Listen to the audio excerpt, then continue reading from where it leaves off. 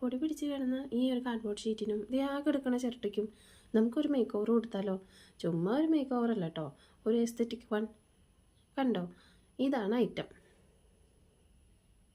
നമ്മൾ കാർഡ്ബോർഡിൻ്റെ മേളിലത്തെ ആ ഒരു ഷീറ്റ് ഉണ്ടല്ലോ, അത് കീറി കളഞ്ഞതിന് ശേഷം ഇതേപോലെ ഒന്ന് റോൾ ചെയ്തെടുക്കുക. അത് കഴിഞ്ഞിട്ട് താഴെ ഭാഗത്ത് കുറച്ച് സ്പേസ് വിട്ടിട്ട് ഇങ്ങനെ ഒന്ന് മുറിച്ച് കൊടുക്കുന്നുണ്ട്. അത് നമുക്ക് അടിയിലേക്ക് മടക്കി വെച്ച് ഒട്ടിക്കാൻ വേണ്ടിയിട്ടാണ്, അടിയിലൊരു കട്ടി കിട്ടാൻ വേണ്ടിയിട്ടാണ് അങ്ങനെ ചെയ്തത്.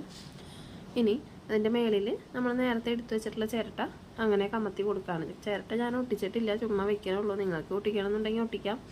പിന്നെ ഇതിൻ്റെ താഴെ ഭാഗത്ത് നമുക്ക് കുറച്ചൊരു പച്ചപ്പ് വേണമല്ലോ, അപ്പോൾ അതിന് വേണ്ടിയിട്ട് വേറൊരു കടലാസ് കാർഡ്ബോർഡ് വെട്ടിയെടുത്തിട്ട് അത് അതിൻ്റെ അടിയിൽ ഒട്ടിച്ചു കൊടുക്കാൻ വേണ്ടിയിട്ടാണ്.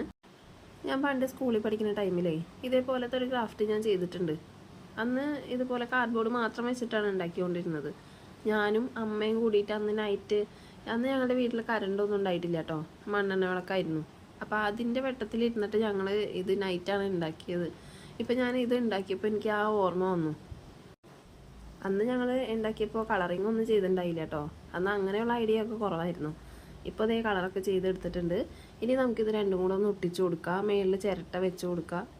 ഇത് രണ്ടും കൂടെ ചേർത്ത് ഒട്ടിക്കാൻ വേണ്ടിയിട്ടേ ഞാൻ ഡബിൾ സൈഡ് ടേപ്പാണ് കേട്ടോ ഉപയോഗിച്ചത്. ഇനി ഡബിൾ സൈഡ് ടേപ്പ് ഒട്ടിച്ച് കഴിഞ്ഞപ്പോൾ അതിൻ്റെ മേളിലത്തെ സ്റ്റിക്കർ ഒന്ന് പീൽ ചെയ്തെടുക്കാൻ വേണ്ടിയിട്ടേ ഞാൻ കുറച്ചൊന്ന് കഷ്ടപ്പെട്ടിട്ടുണ്ട്.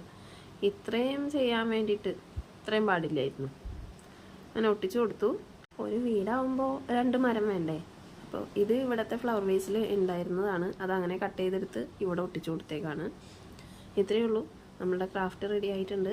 ഇഷ്ടപ്പെട്ട എല്ലാവരും സബ്സ്ക്രൈബ് ചെയ്ത് സപ്പോർട്ട് ചെയ്യാം.